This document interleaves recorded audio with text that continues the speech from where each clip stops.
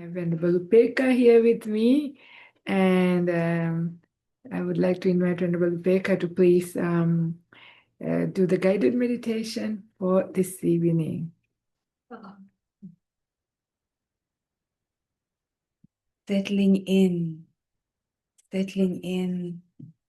into our own world, the world of our body and mind.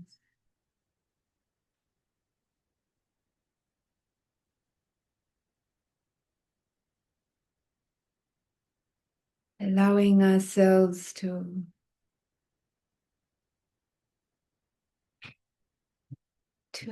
relax.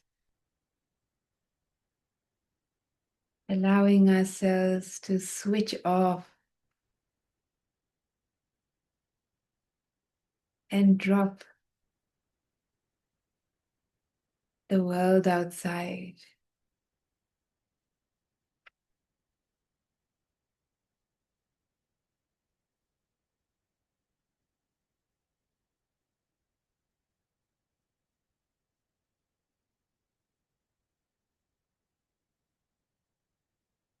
And becoming aware of just being here in this space. How you feel like in this room, the room that you're in.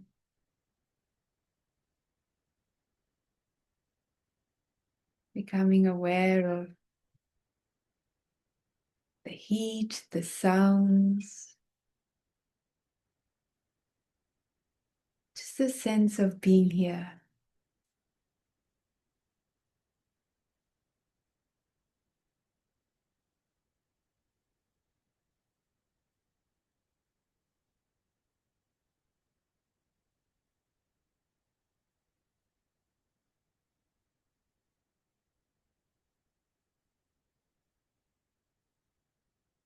What does it feel like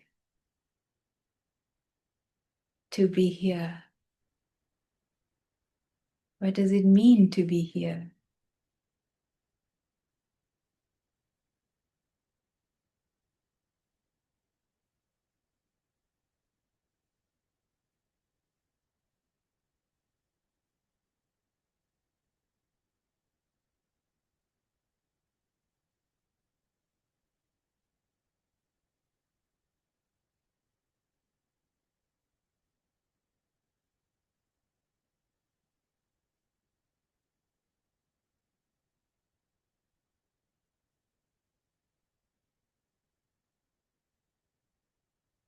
Noticing how your body feels. Just the sense of sitting on this chair or cushion and allowing yourself to just feel.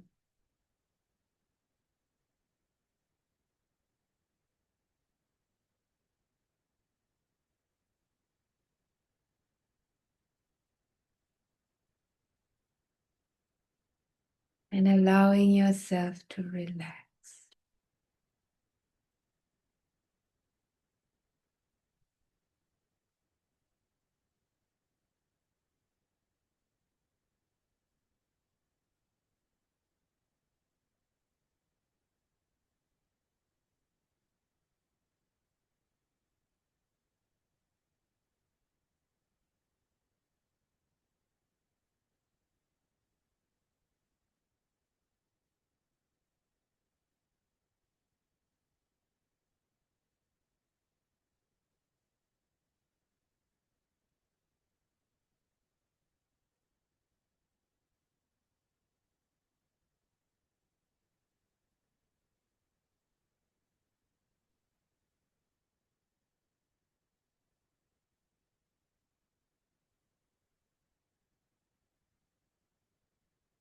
So in meditation, it's not so much about getting somewhere,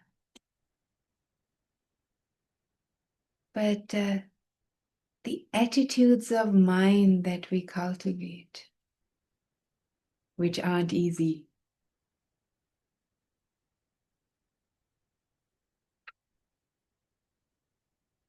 And one of those attitudes is to allow and to be open and accepting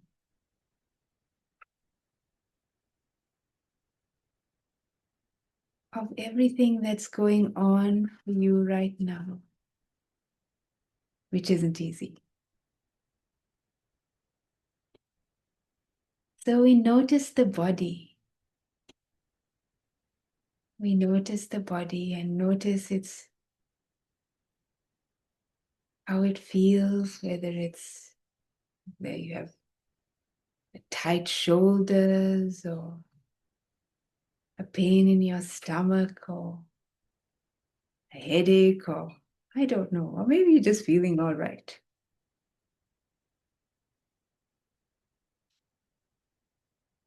And we allow it to, we give whatever it needs to feel okay.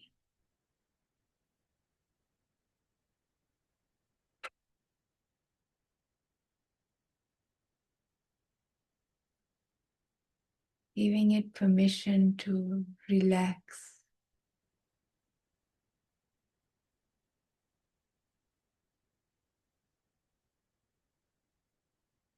Giving it a little mental hot water bottle.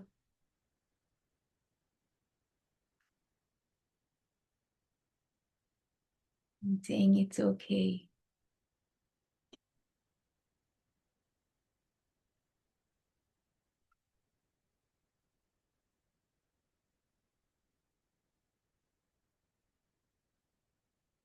Allowing it to feel warm and cozy.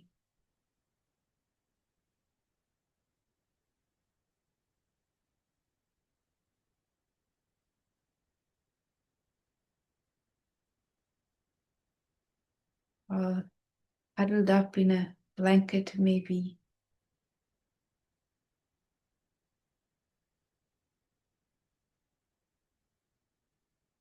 Being loved and cared for.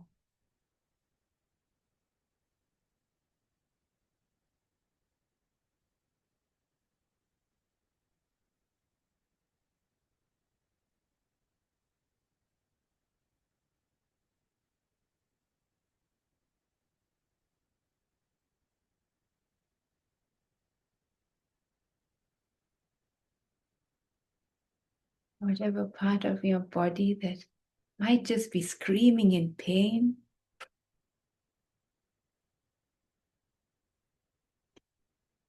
Hearing its voice.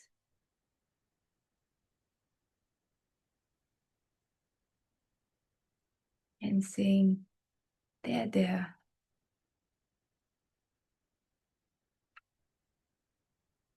You'll be okay.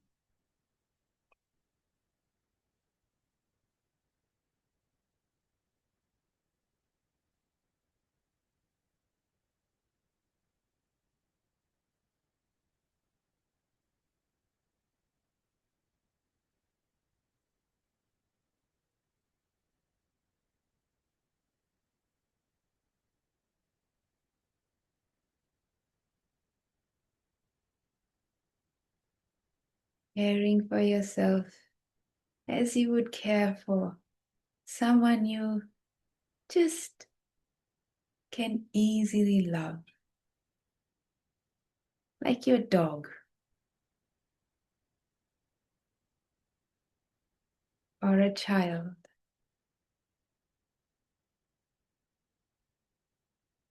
Because we're the same, really.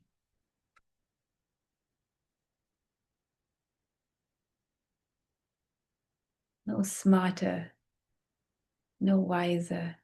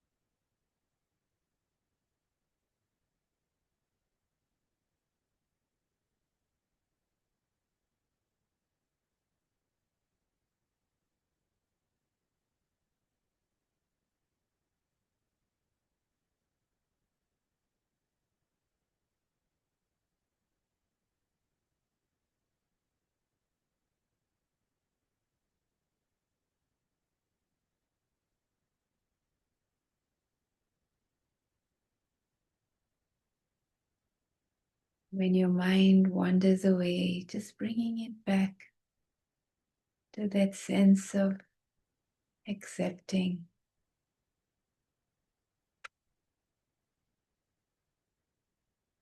and looking after your own little body.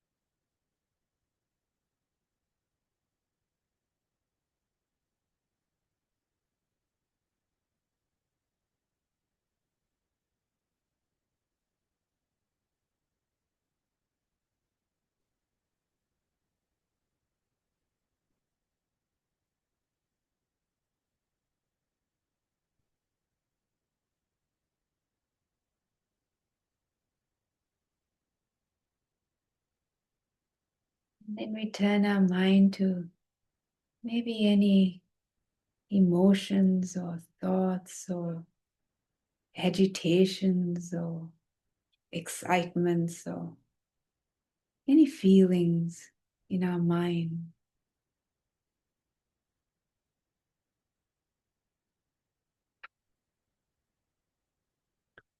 And again, just lowering our expectations of ourselves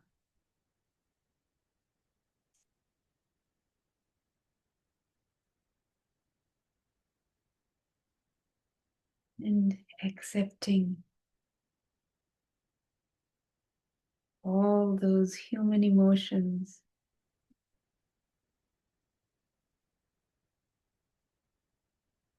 because that's all we are.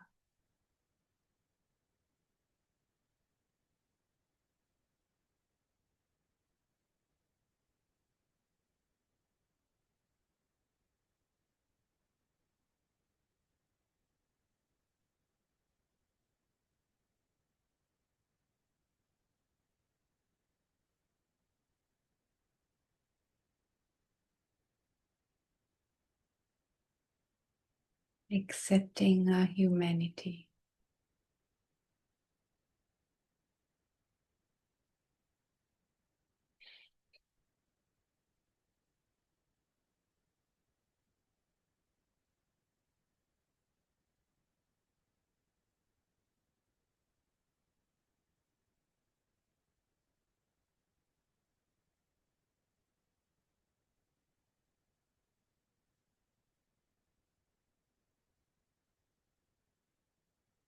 Whatever it is that it takes to allow yourself to be yourself.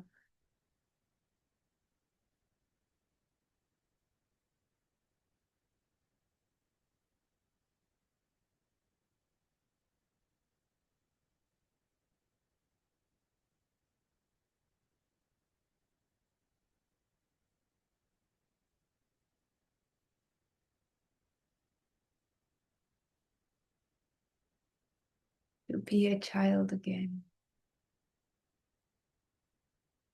Not knowing everything.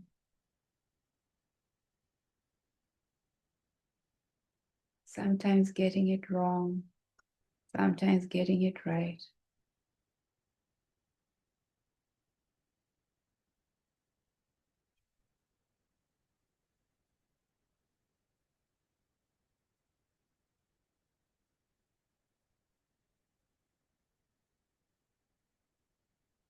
Being so sure.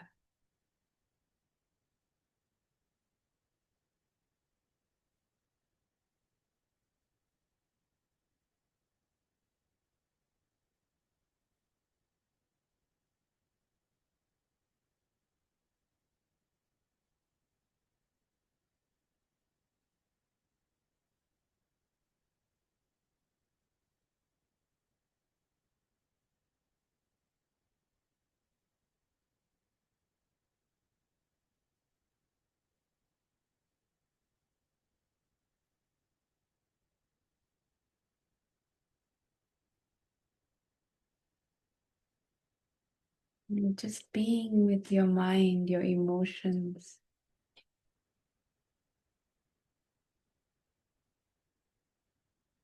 the color and mood of your mind.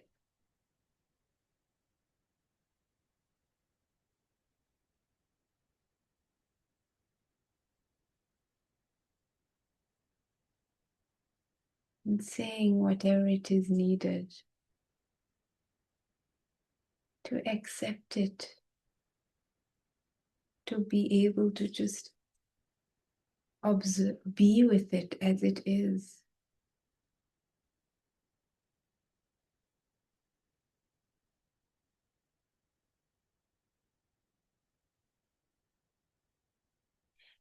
To be a friend to yourself.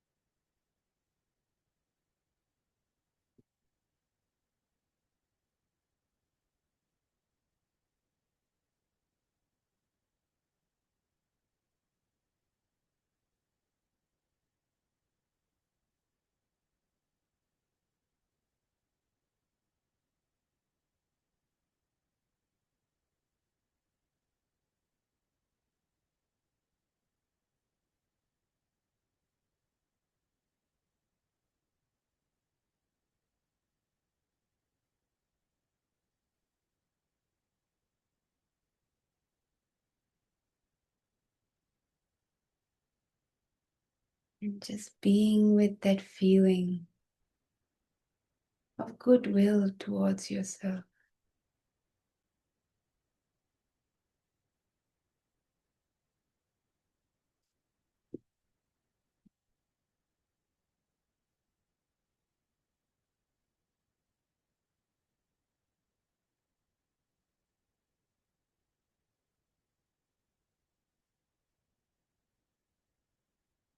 As you would look after someone you love dearly. You turn that inwards towards your own self.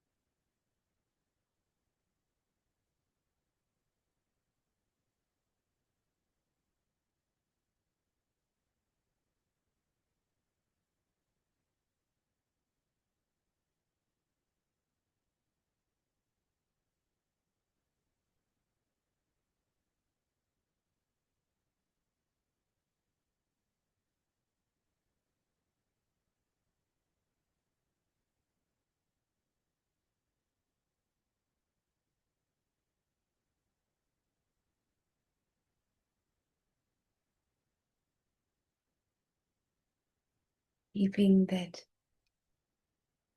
sense of love in your heart.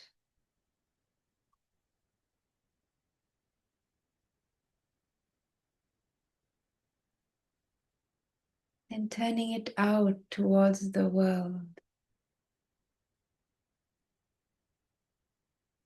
Nobody in particular, but just knowing that just like me, all beings too also struggle, are also caught up and confused in their pursuit of happiness.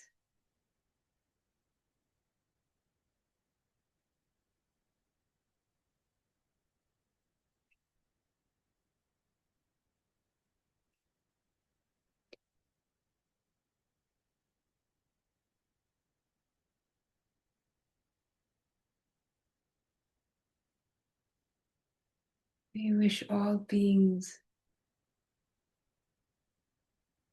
find peace in their lives.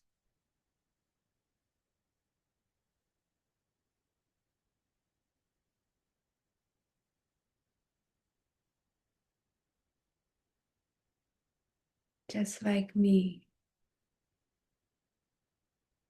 everyone just trying to find a bit of happiness.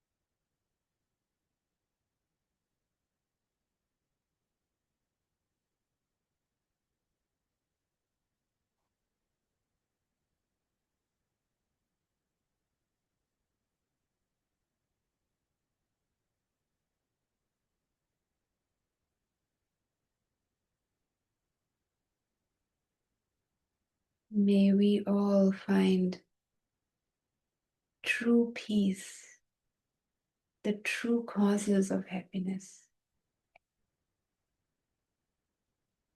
not just the happiness of the world,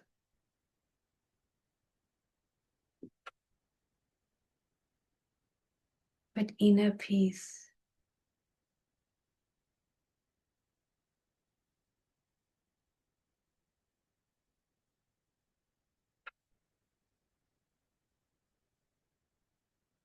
Peace that is more lasting.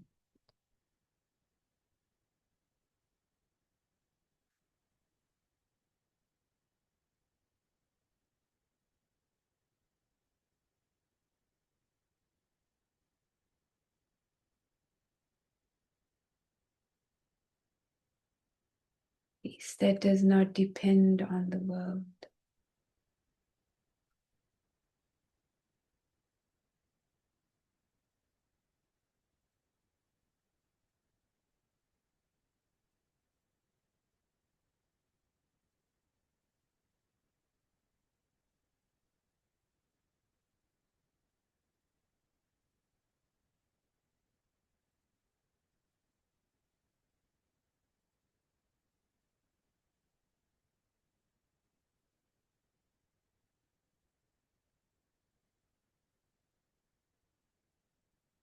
Noticing the feeling in your heart.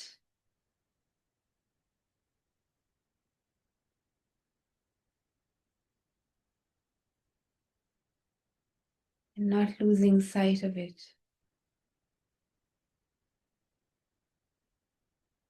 Allowing it to expand.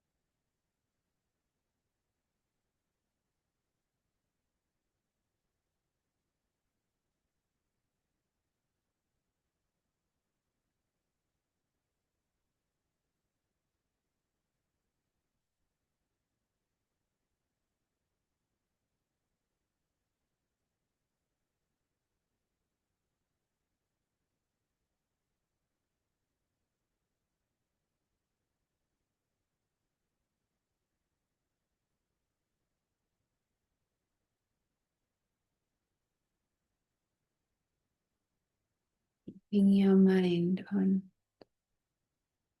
the whole world,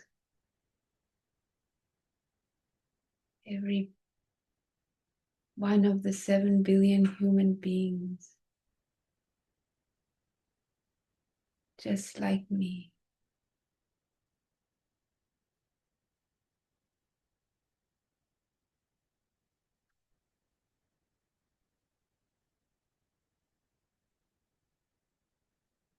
May we all find peace in our lives.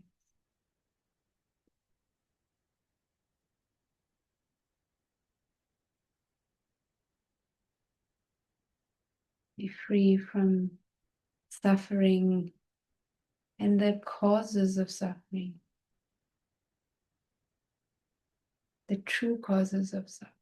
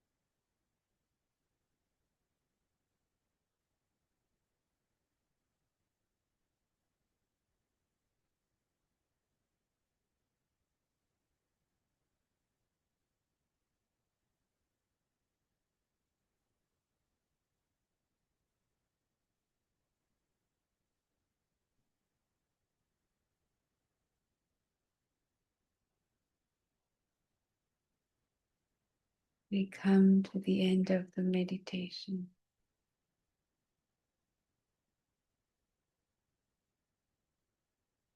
Bringing our minds back to being back in this room.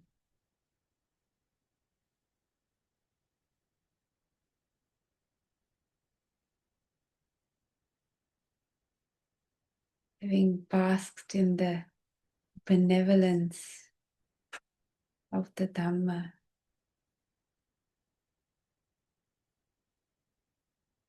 Nothing to do with us.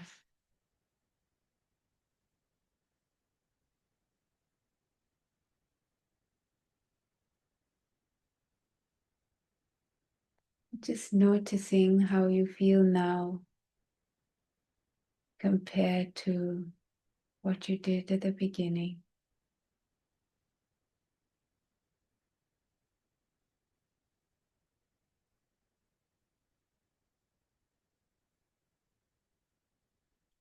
Seeing if your mind feels any better or maybe even worse, or what helped it to? What helped it to relax? What helped it to grow?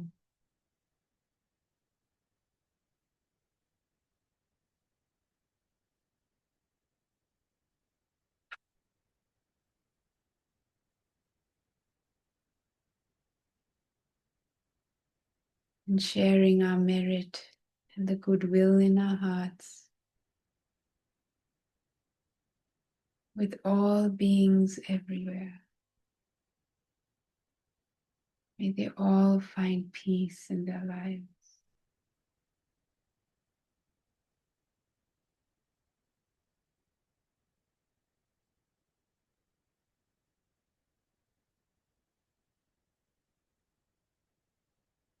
When you're ready, you can open your eyes.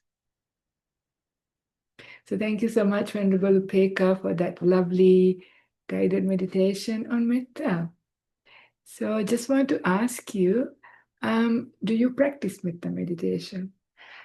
I don't as a formal meditation, Mhm. but I do it as a part of an attitude of mind that helps me to be able to observe whatever is there that's coming up. So you mean to say during day-to-day life, Day-to-day life. in like not formal meditation, but Yeah. as you're going through life, you remember to bring up metta.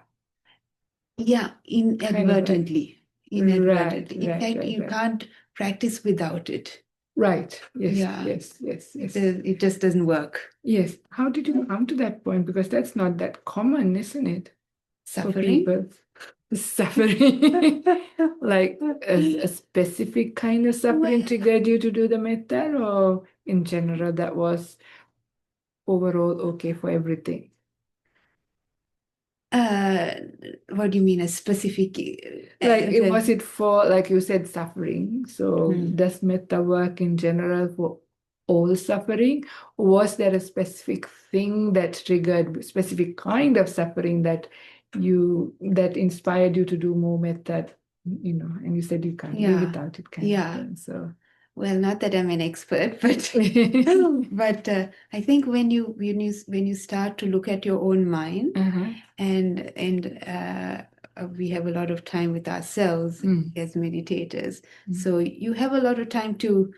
You're not distracted with the world. Your Right. mind isn't out there with your Yes. computer or with your whatever you're reading or the people you're with. And when you spend so much time with yourself, it's much harder Right. than being out in the world and getting, looking at your phone or looking out through the window at what's going on around you. And it's really hard to be with yourself because we think we're in charge of ourselves. Right. And we think that we can control what goes through our mind. Right. And it doesn't work that way. Right. So as the frustration develops, and it's you realize this is not going to work by telling myself to be whatever. The only way out is to start to genuinely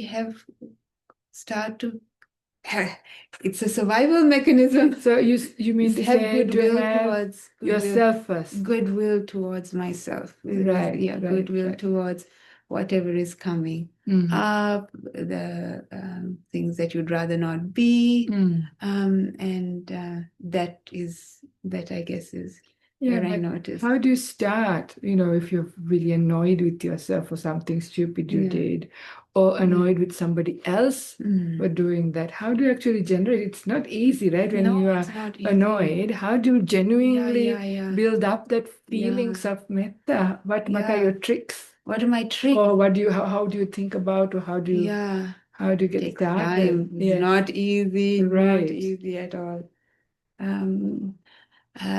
Well, maybe for other people it's easy, but for me it hasn't been easy, and perhaps it's a lot of us as well. We're so sort of like so driven and so sort of critical and so demanding of our own minds, that and me work.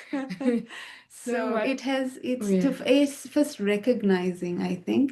Recognizing is 90% of the work, and that takes a long time to recognize. But I actually, like you said, hanging out with good people. I hang out with good people on around me and online. Right. Hang around with the. Oh, sorry, I can't see. Okay. What do I do?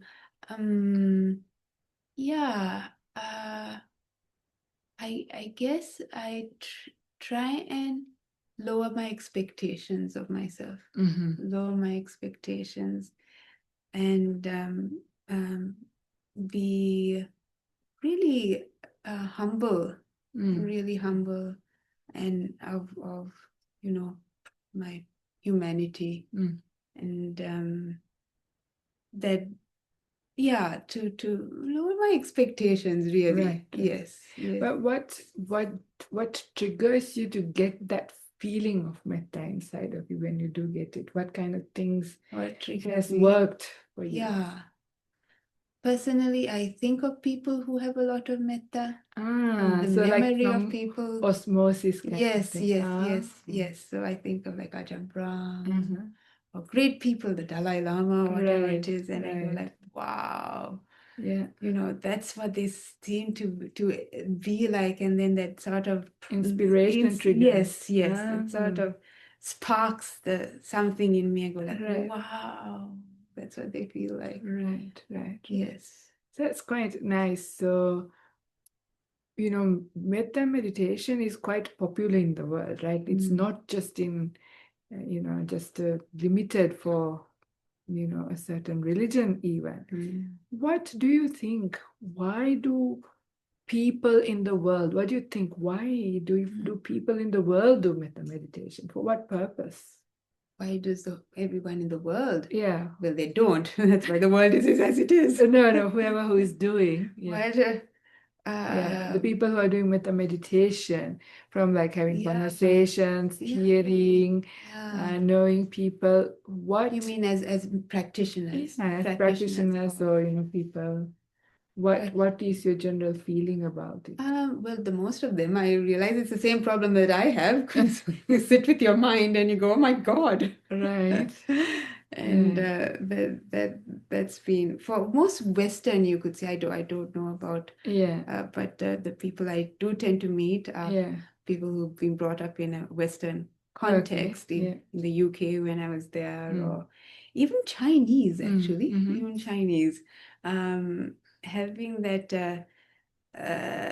goodwill towards when they start to practice, they Mhm. realize, oh well, that's this is something that Mm. I've got to work on.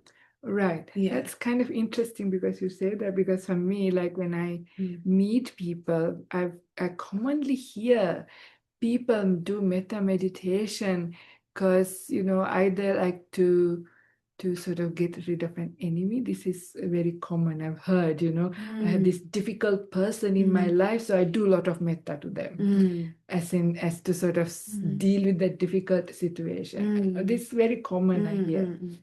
Or sometimes people, when they are like sick, or they have somebody who's sick in their family, or somebody say, oh, I'm sending a lot of metta to you, I've been sending a lot of metta to you to get better. This is common, right? So this is not an unheard thing. Like what you're saying here is it's more focused on to, healing yourself first, and also thinking about other people in a also similar way. Whereas, it is also quite a common practice for many people that they feel like they're here and they spread this metta to heal the world, heal their enemies, make or get other people to feel better or things like that. It is also not uncommon. So that's why I just wanted to bring out this point when we talk about supports for meditation. And these couple of weeks, we are focusing on metta specifically. And this also was going on in the time of the Buddha. So this is one of my favorite suttas. This come up in actually the Bojjhanga Samyutta. Even though this is on the enlightenment factors, we had a lovely discussion at lunchtime with the people about the 37 Bodhipakya Dhammas, the factors. And in there is a very beautiful sutta, and this is in the Samyutta Nikaya, which is SN46, and I believe this is sutta number 54, called Mettasahagathena Sutta, or accompanied by loving kindness. So the way the sutta starts is quite interesting. So the monastics at the time, like the Buddhist monastics, they were going to go away on alms round, and they realized they left a little early. They got the time wrong. So people were not really quite ready to offer alms. So they thought, why don't we just go and visit our friends, who are not from another religion? They are also monastics, but not Buddhist monastics. So this seems to have been the case during the time of the Buddha, that, people who were seeking some kind of freedom, spiritual liberation, some sort of, and they were all, they left their home life and, took on various kinds of practices. And then they would talk together and see, what kind of practice do you do? How is it different from us? Has it been working? There was no internet and all of these things, right? To search and Google and ask ChatGPT or anything. You just have to meet people, engage in discussions, sometimes even debates and Q&A and things like that. So kind of really nice kind of setting. And so when these Buddhist monastics went to this other place, so those monastics said, so the non-Buddhist ones asked the Buddhist monks, we have heard that you guys practice metta meditation. Karuna, Mudita, and Upekkha, these kinds of the Brahma Viharas, the 4 divine meditations. We also practice this meditation, yeah? And this is true even today in almost every religion. I mean, Hindu religion has these exactly in the same words even. All the Brahmanical, based religions like Jainism, they all have these things. But also even Christianity talks about, love, and in all Muslim, all these religions, this kind of benevolence is there, has been there. They've been practicing this. So these other religion monastics were then asking the Buddhist monastics, so if we all practicing this, what is the difference between us? What is really the difference between us? Good question, isn't it? We are all practicing these things, these meditations, and of course we also have very similar virtues. I mean, they also, refrain from lying, killing, stealing, all of those things. So it seems like, are we all the same, or is there a difference? Good, valid questions. And the monks didn't know, the Buddhist monks didn't quite know. They also got confused. Actually, yeah, what is it? So they didn't know. So they remained silent, or they said they were not sure. And they got up and then they went on their alms round. After having had their lunch, in the evening, they went to see the Buddha and said what had happened. And said, look, this happened and we didn't know how to answer. Actually, what is the difference between Buddhism and the way how we practice metta meditation, or the 4 divine meditations, and how they practice meditations? And then the Buddha says this really interesting answer. He said, well, next time, if somebody asks you this question, you need to counter question them with four things, regard to 4 things. In Pali, it comes like this: Kim Gatika, King Parama, King Phala, King Pariyosana. So in the sense, what is the way, what is the path leading? What is the way that you develop metta meditation? Kim Gatika. King Parama, what does it have as a leader? What do you use to develop metta? King Phala, what kind of fruits do you get, like results do you get from practicing metta meditation? And King Pariyosana, what is its end result? Where does it take you to? What are you going to achieve? So kind of interesting, right? So he said, when you ask these questions, the way, I mean, many may not be able to even answer this really well, because nobody really thinks about this like this, right? Even if you ask many metta meditation practitioners this, they wouldn't even understand. They wouldn't have even thought about it like this, let alone having any answers. But even if they did have any answers, the answers would be quite different. So this is where the distinction is. So he says in the Buddha's dispensation, the way to metta, why, how you develop metta is by way of the bojjhangas, developing the bojjhangas, the enlightenment factors. Very interesting, right? Nobody thinks about when you do metta meditation, you develop metta meditation. The way to metta meditation is also by developing the way to the 7 enlightenment factors, right? And this is usually quite specific. The 7 bojjhangas doesn't come up in any other religion apart from in the Buddha's dispensation specifically about enlightenment. And then he says, King Parama, what is its leader? And he says that the metta meditation has as its leader the sign of beauty. Yeah, beauty. Yeah, because, if it is ugly, hard to bring up that kind of sweet feelings, affection. So in the sense, beauty of a human being, beauty of yourself. So if you want to develop metta, you have to actually look for even one or two or three good qualities we have, not focus on our faults or things that we are not very good at. So if you want to bring up metta, beauty, the good quality. So the beauty is the leader for metta. Very beautiful idea, right? As we wonder, how do we cultivate metta? So in order to cultivate metta, we need to look at the good qualities, the positive things about people and situations. As we think about the positive qualities, good qualities of a person, a natural feeling of friendship, affection comes up. This is how we become friendly with people, right? So who we appreciate some nice qualities, good qualities that we respect, we tend to sort of feel some closeness to them. And after a while, even some affection springs up. We want to wish them well.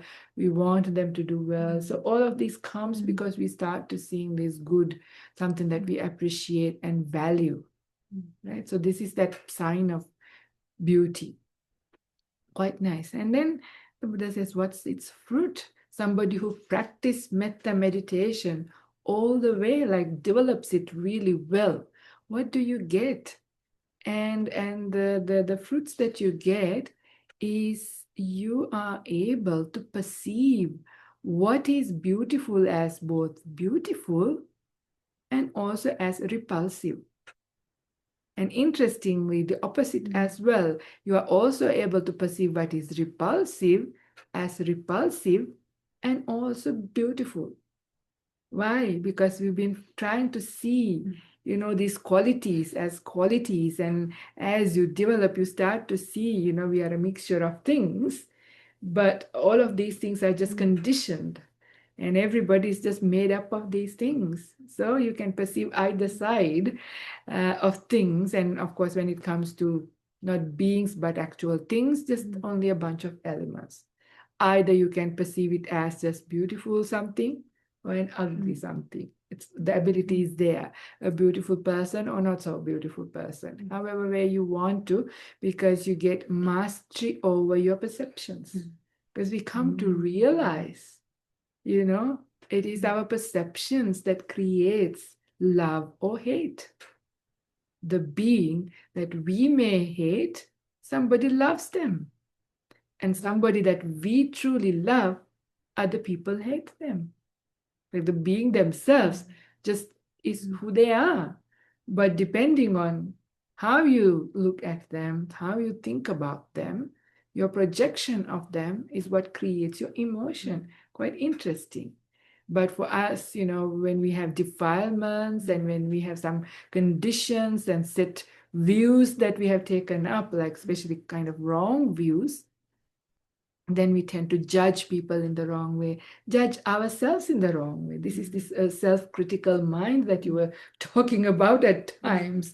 Or, all of these things come from all of the concepts, views, perceptions that we have developed over a long period of time about ourselves, others, how things should be, what is good and what is bad.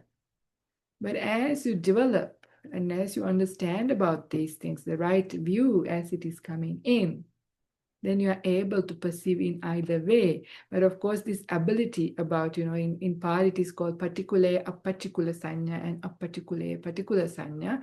This is a psychic ability. This ability to have mastery over perception is no small thing, but it is a psychic ability that every person who gets enlightened gets, because they understand, they transcend, in the sense they understand what perception is.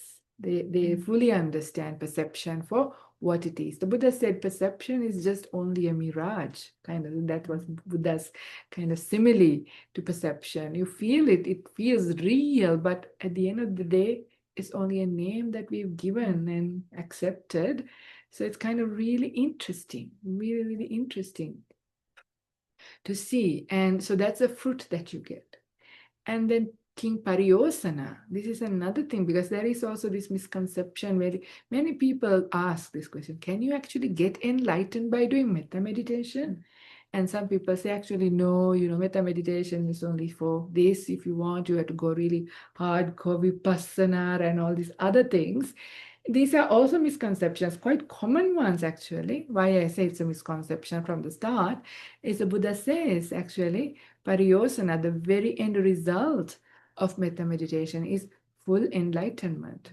And he says if you fall short just because your practice wasn't strong enough or you couldn't make it, you become a non-returner, and become born in the Brahma realms, which is great. And from there, you become fully enlightened. So metta meditation is directed at enlightenment, which is why he said, Kim Gatika, the way to metta meditation is also bojjhangas, factors for awakening. So of course, when you follow that, what happens? You get awakened, right? So it's kind of nice the way the Buddha is bringing all this together. And how do you go? What's the leader that takes you to awakening? Beauty, sign of beauty, because this is also very common. Even recently somebody asked, Buddhism sounds like a very pessimistic religion, talks all about suffering, things like that. And I had a really long Dhamma talk about all the happiness to be found. In fact, we also did a talk a few weeks about where can you find happiness on the path, right? So much happiness. What is happiness? Sign of beauty. So the whole path actually has as a leader this positive mind that looks only at the wholesome and the good, because there is no point in focusing on any bad, either about ourselves or others. Only just to know who to associate or who not to associate, or not to go into the wrong places, or not to cultivate what is good, or to learn from any mistakes. But apart from that, that judgment and focus on anything negative is of no use to us. To put the more focus on the positive qualities so that they may grow. Like this is also always coming up in that very beautiful similarly, the Buddha talks about if somebody is really thirsty, it's a really, really hot day, and they come across a pond that is full of algae. This is just one part of the simile. And if you're very thirsty, you just don't complain, oh, this I came all this way looking for this pond, and this pond is full of algae. Instead of complaining about it, you just push away the algae with your cupped hands, take some water, drink that water, and subside your thirst. So in the same way, like when we see somebody with not so good qualities, and people are mixed, right?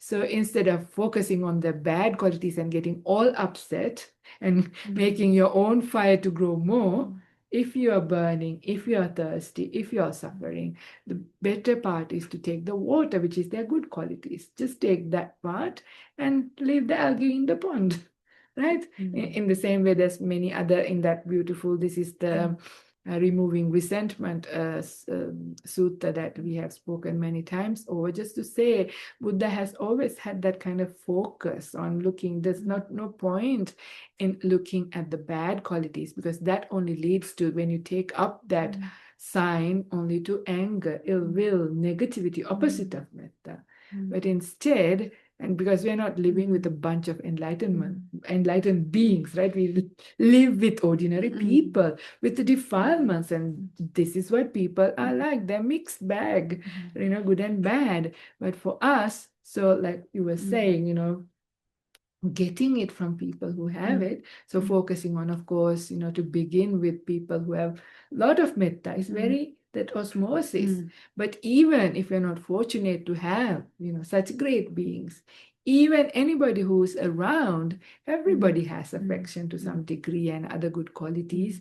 Just to sort of focus on that and take that part, and leave whatever it is that is irritating about them to one side. This is quite a nice way to get started, like you say, even outside during day-to-day life when you have time to contemplate. So you kind of ready yourself. So to speak, you filter your experience in that kind of thing. As you said, it's not easy, but as you also said very rightly, how can you survive? It's almost a survival mechanism to go through life because we have no control of who we sort of have to meet and hang around and work with, So we have to just go through and still not so defile ourselves. So in the sense, so in the Buddha's dispensation, the practice of metta, loving kindness or loving friendliness, is really to heal one's own heart. Very powerful. Really, really powerful. Because it is that, right? Because metta is an antidote to anger and ill will. Where is that coming from? It is our own defilements, isn't it? It's not the other person. Whatever the other person do or the situation does is not what creates the anger. It's our projection, our interaction with it, the way we deal with it is what gives rise to our own anger.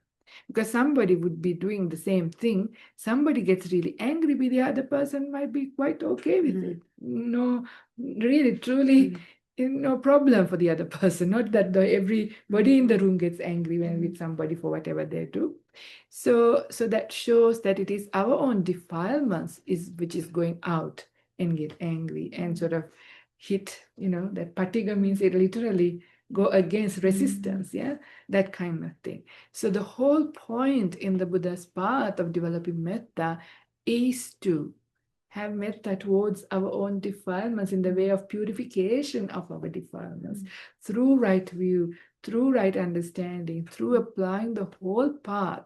So as our heart starts to become more pure, more cool, less defiled, then actually we are able to love, have affection, friendship, and care for other people and ourselves. This is our problem. Whenever we find it's really hard to become friendly, affectionate to other people, is our own inside. So truly, many people, when they try to do metta meditation as a way of forcing, may all beings be well, may all beings be well, at the end, right? This also happens when they're desperate.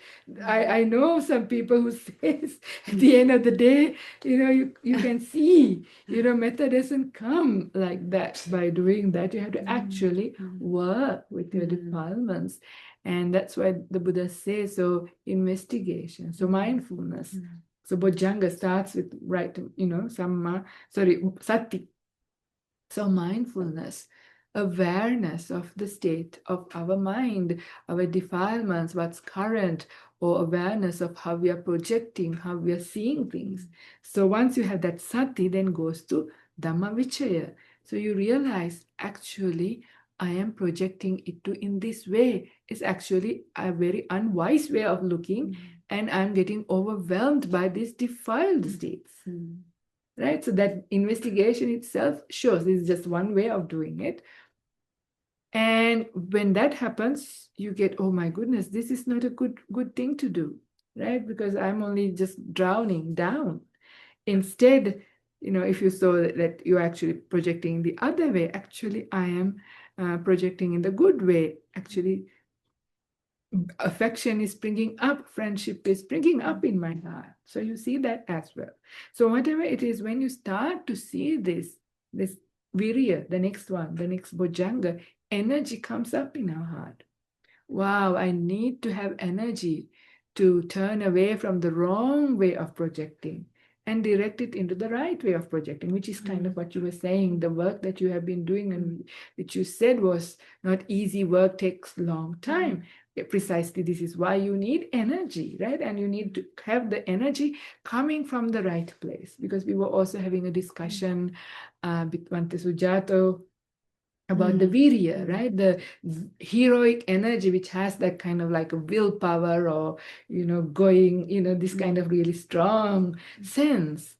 But sometimes you need to hold back that kind of thing if you're about to really shout at somebody or you kill somebody or something. But much more, it is also the energy that comes from all the different aspects of understanding what is right and wrong, seeing the danger of, doing the wrong kind of thing, through right view. And then with just the general meditation, when the hindrances subsides, the mind naturally gets that energy as well. So, so you build up that energy, especially in this occasion. Dhamma Vichaya gives energy because you get inspired to do the right thing. You realize, actually, I have to change my base of getting irritated, upset, agitated with people. This is no good for me, no good for them, no good for my spiritual path. Instead, how can I look at this person, look at this situation in a positive way? And you get inspired, you get that energy. And when you apply yourself and you start practicing like that, of course, piti comes up in your practice. So this is now into meditation as well, because we are talking about bojjhangas. So from piti, when the rapture comes in, the body becomes tranquil, which is passaddhi, and goes into equanimity. Samadhi first, it gets into deep meditation. And the fourth jhana, the highest state, is equanimity, also, which is Brahma Vihara. But it's kind of really nice how the Buddha says that it is about, whole point of metta meditation is about, first of all, healing our own heart. And when our heart gets healed, then natural metta springs up, because the natural state of our mind has these things, brightness, power, ability to love, care, be friendly. It is all these other things that actually comes on top of it and stops us from being able to do that. But when we actually do it in the right way, the very beautiful, strong forms of metta comes up from a heart. So the less defilements you have, the more pure, real, true metta comes out from your heart, which is very powerful. So now with that metta, whether you like it or not, all kinds of healings could happen. But you're not doing it for that purpose. Of course, at that time, you wish may all beings be well, and yourself is included, because there is nothing else you could wish for, right? For all beings to be free, all beings to be free from suffering. These are the natural feelings that you would come when the defilements go out from your heart. So, of course, when that happens, when everybody gets healed, we know our metta doesn't, necessarily cure completely people and illnesses, but we know it has an effect. When you know somebody cares, you know somebody loves, and also if their heart is very pure, when you feel that, it has an ability to heal. But that is almost like the byproduct of the metta. Not the main reason why metta meditation is practiced in the Buddhist dispensation. This is what the Buddha says, the distinction is this, because the metta is not to just sit there and spread to just heal the world, but rather healing yourself. And by healing yourself, the world can also has a positive effect. So that's kind of a really beautiful way to think about it. And it's also a really beautiful gift we can give ourselves and everybody around us, right? It's really, really powerful to understand it in this kind of way. So metta meditation, how it is an incredible support, right? In the previous talks, we were talking about, how powerful it is in subsiding the hindrances. But it also has incredible power once the mind gets into that kind of metta, deep meditations, jhanas, to really push back your karma. According to the Buddha's dispensation, the karma can never be kind of exhausted without having been experienced. Up until, so you leave the karma to one side, and the Buddha says instead you practice the Noble Eightfold Path and develop insights. And when you develop insight, when you get enlightened, of course, karma has no place to come to fruition. That's how the karma ends. But so that means that all those our good and bad karmas are still there from many, many, many lifetimes ago. However, when we develop, this is in the Karajakayaniya Sutta, which comes up in the Anguttara 10 towards the very end, is also, it's a benefit, a motivation, because we all have plenty, bad karma in our baggage, which we don't even know how many we have. But by doing metta meditation and also getting into deep meditations in that way has a powerful ability to push your bad karma. And also, like if you, of course, get reborn in that sutta, the main thing he talks about is, of course, as a result of metta meditation, if you are born in the Brahma realm, then all the bad karmas that could come to you in the Kama Loka, like in the human realm or any of the other realms, the animal realm.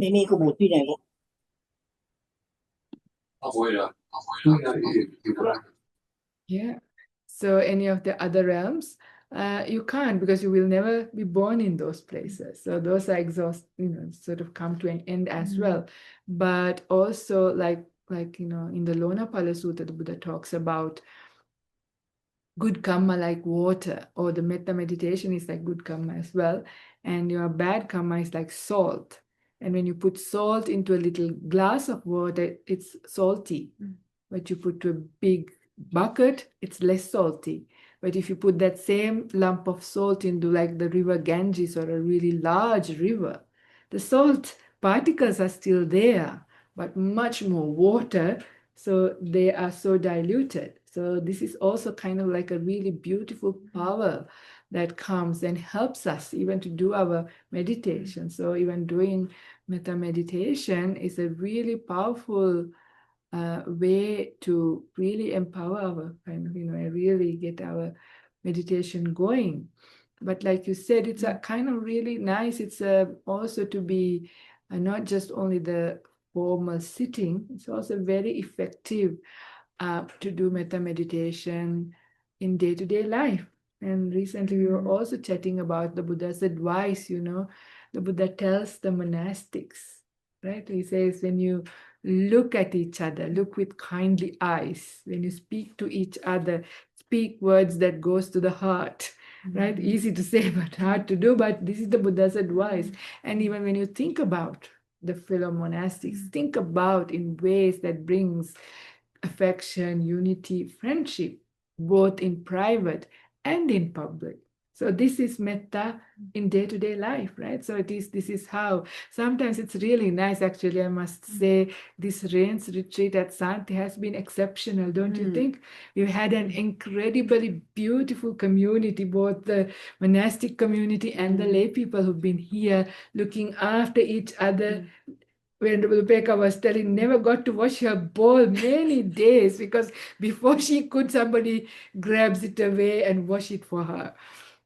We've been really looking after each other, taking each other for walks or discussing Dhamma or meditating together, helping out with the work. There was never once an argument, you didn't do this, why am I doing this? And whose turn is it to clean the room or whatever, right? So it's kind of really beautiful, because when you have that kind of harmony, when you have that kind of friendship, it is easy to practice. But it starts also in your actual day-to-day life, how you practice, how you talk.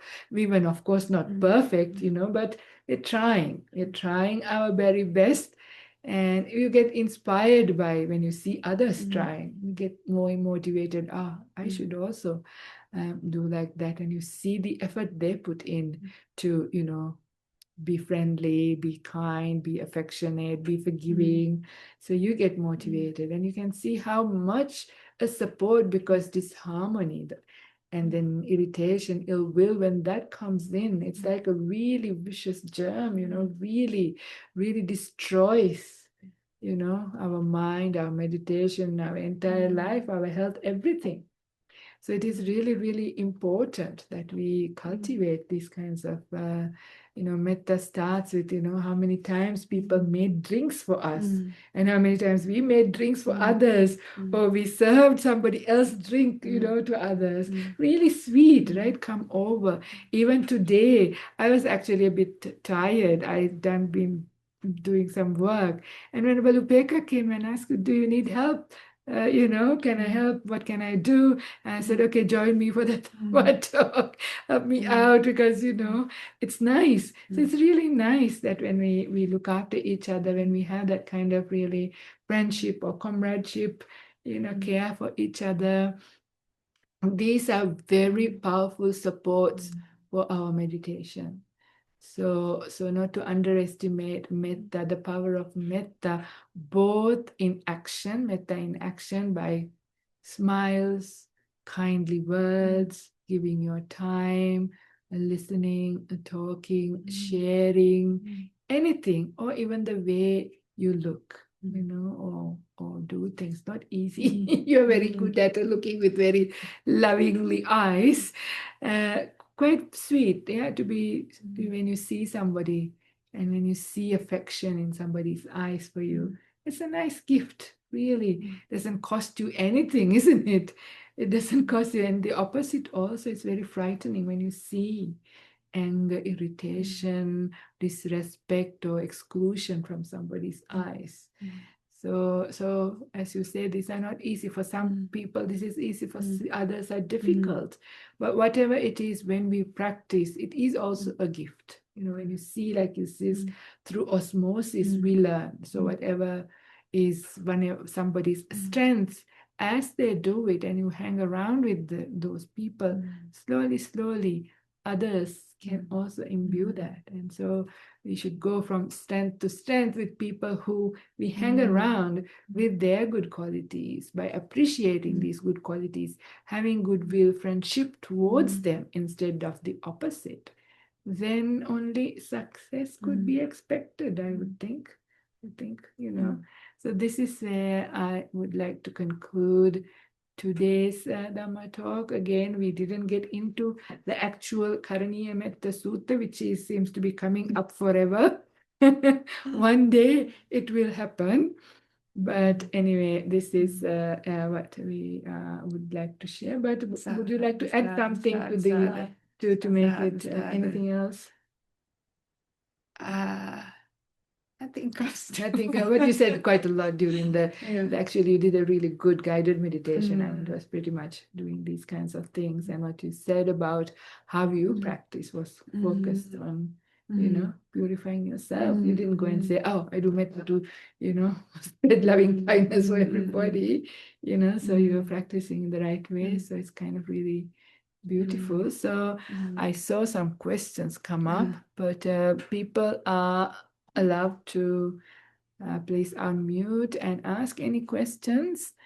Nilu asked, Venerable, how can we use metta to reduce desire?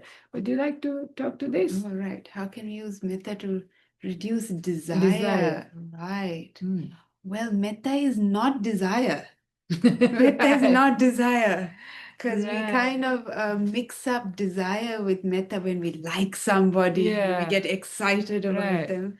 And we think that's metta because, they're really great and I love hanging out with them. Right. And that's not metta. That's right. That's not metta. That's desire. That's desire. Right. That's desire. So first of all, recognizing the two. One is excitement. That's a corruption of metta, isn't that? Yeah. It's a corruption. It's a near enemy. Near enemy of metta. I think excitement is metta, but it's not. Yeah. Metta is very cool. Exactly. It's very cool and it's very calm and it's very,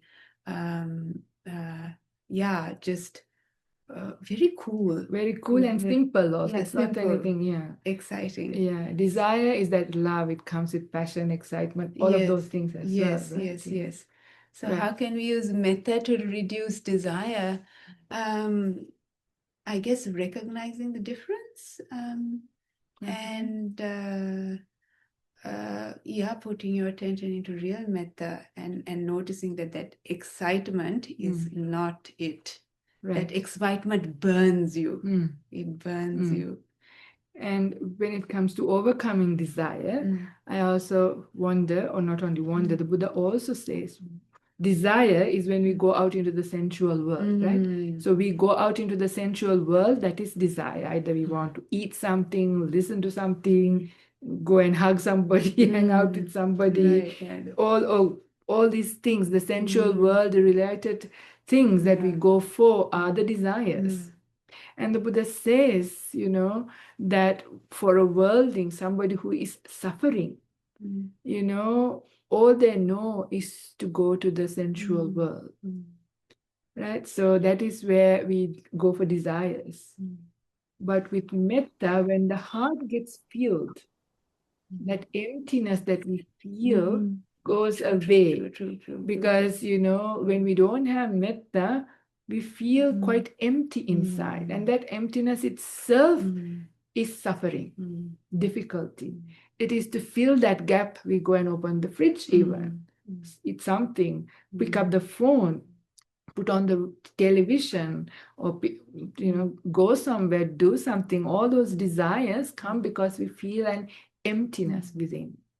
But when we start to develop metta, it's kind of like water welling from below and filling up, rather than the other way. The desires is like you keep putting water inside, but you got many holes. So it keeps leaking out, nothing just stays. Right? So you're constantly, no matter how much water you put, this is the desires to fill in the gap, doesn't keep you full. Whereas metta comes from, there's no holes, and it wells up from below and it overflows the other way around. So that joy, that happiness, that all that comes from metta, because as you do metta, rapture is very common, right? All these things, and your heart is very full. So you no longer have these desires. There's only needs. You just got to eat. You got to do things. But it is no longer desire, because your suffering is subsiding. The inherent suffering that we have, that we feel, with the mind filled with metta, the defilements go down, hindrances go down. As a result, you can easily overcome desire. It's actually a really interesting and important benefit of metta meditation. Yeah. My respects to both of you, Venerables. Thank you so much for the beautiful talk. It was just amazing. My question is, and you've actually touched on it during the talk, but when we have more time to meditate, because I also meditate, I'm a meditator, I meditate quite a bit. So we monastics, we have that possibility to dedicate our time to solitude and to meditation. And of course, there are many lay people who also have that possibility. So you do touch on those moments in meditation where you see the truth of the Buddha's teachings. And you have those moments. You also, Karunika, you mentioned the jhanas, right? Where the hindrances actually go away. You feel that. You have the experience of that sensation of feeling that bliss and that beauty and that love in your heart. So you know, okay, this is a possibility. I want to feel like this all the time. And then that makes the work, because it is a gradual path. And Venerable Upekkha was talking about how you have to put the time in, the work in. You have that goal, you know that it's a reality. My question is this: how do you help people? Because I just recently received an email of somebody who's going through hard times with everything that's going on in the world, and it is quite overwhelming what's happening in the world. And we have this internet bombarding us with so many things, right? How can you help somebody transform the teachings from something intellectual, right? Bring it down into the heart and make it real for that person, and not just saying you will have this experience, make it something in the future. How do you help them bring it into something real, into something experiential from the intellectual? Thank you very much. Someone in particular, someone close to you that is stuck in their head, is it? Actually, not somebody close, somebody who frequents this temple that I'm at, that I just met very briefly. And he wrote me a very long email yesterday saying about the difficulties that he is having now with his practice. And because of all the things that he's experiencing and seeing and reading and all of this. And he said he wants to be a better person. He wants to be more wholesome, but from what I understood, I'm going to meet with this person in person because I think for me, especially, it's much better in person to relate to somebody else. Mm. But it's all very intellectual. And I think that is what most people, they're working all the time. They don't have a lot of time. They do their best, to try to be good people, to bring that wholesomeness into their hearts. They do their meditation, but somehow it remains in the intellect. We as monastics and we as meditators, I think I can speak for at least myself and for both of you, I believe. We've felt it. We know what it feels like to not have that ill will, at least for a second. We know the beauty of that, right? How do you help somebody else take it from the intellect and bring it down into the heart so that they know, okay, this is true. I don't have that doubt anymore. I'm going to work towards having that feeling all of the time. Um, Is that kind of clear what what I'm trying to say? Yeah, how to make it experiential and not intellectual for other people. Oh my gosh. Good luck. Sorry. Good luck. No, help, please help. I don't know. Sometimes, it's I ask questions. I ask questions um, that direct them to see how they are, how they could see it in a different way. I guess I'm a question asker. I'm a But it's question still asker. intellectual. They were talking about experience. Yeah, I know. Mm. Yeah, but the questions that lead to them realizing that this can't be stay in your head. I don't know. Okay, I Yeah, can you share go ahead. something Yeah. while you think about something that Yes. this was something that actually happened. And I thought of that really, I was going to Bunnings. Monastics likes to go to the hardware stores. Bunnings is a hardware store in Australia. And in the car park, in a ute, there was a dog. Mm. And the person who was driving, this was Andy, who was Oh, here, yeah, was a yeah. very loving kind of person, Yeah. very sweet Yeah. person. And he got out of the car, went over to that dog, Yeah. and gave that dog a hug. And the dog also, the connection when you Yeah. saw, there was this really beautiful, you could see, like even in an animal, you could see when Yeah. they are loving. Like as when you see a dog who's angry and about to bite you versus a dog who's really very loving. So this is not, the kind of metta maybe we are talking about, but it's still really nice if you notice something. This I just saw really beautiful kind of simple forms of love. Not negativity, not ill will, not being judged. They don't even know who this person is or anything, right? Really open giving of love, but coming from just an animal. But that moment when I sort of saw that, it triggered this beautiful sense of really simple form of metta or love, and through osmosis and in an experience. That was a really interesting time. So even for this person, if they can see, because it's not that these things are absent, they are also around us. Sure, the world is full of all kinds of problems, but in the midst of all of this, there are also these small little beings and incidences where you actually see really simple, beautiful forms of affection, love. If you see that, suddenly it can, if you're open to Right, it, if you're right. willing to it, and it Yeah. just happens, you can feel. True, Another time that Mm. this happens, this kind of experiential things happened again.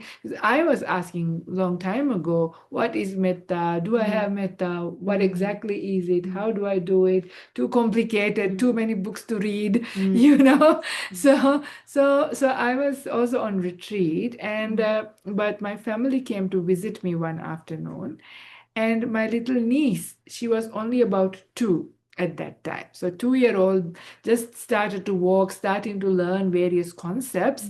And she has just learned that when you meet somebody, you give a hug, because that's what people do, right? You go to visit somebody, you give hugs. You just do it, or shake hands. If you're friends, you hug.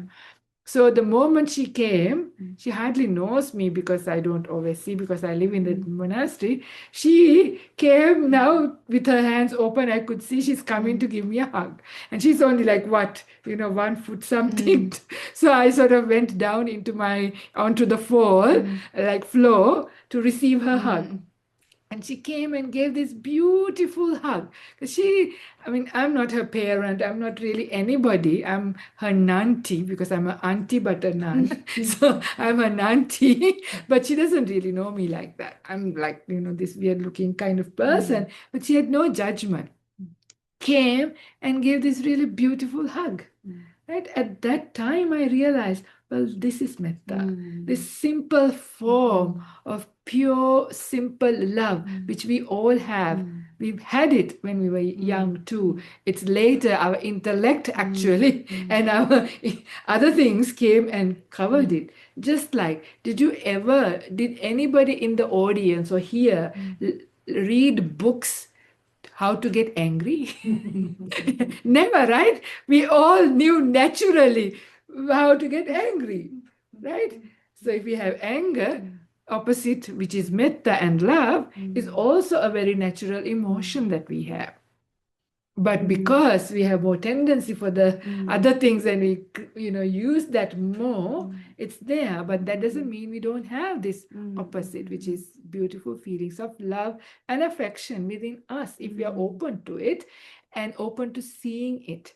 So then you see that feelings pop up in your heart.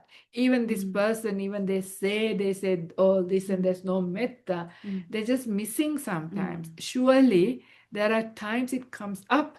They just have to be alert. So just bringing up opportunities which might that they might see some of these, not big forms, but that there is love and care, affection and friendship in the world. And once they start seeing it, it grows, that growing through osmosis, because intellect, very easy to tell so many things, but much more powerful when you actually get it like that through osmosis, like from a little kid giving you a hug, or from a little pet dog, sometimes just seeing somebody. And actually, I realize to recognize it in the little interactions that we've had during the day. So this gentleman or lady, whoever it is, probably does a lot of little acts of metta, which they have not recognized in themselves. Say, for example, I open the door for someone, or help someone in a shopping center, or so many little acts we do, we don't recognize that they are actually acts of metta. They're coming from goodwill, and to perhaps allow this person to maybe notice what did I do during the day that was just random, and just spontaneous, and spontaneous things that you received, because constantly there are kind people in the world. There are things that happen to you actually throughout. If you look at a whole lifetime, even if it is not common, these things do happen.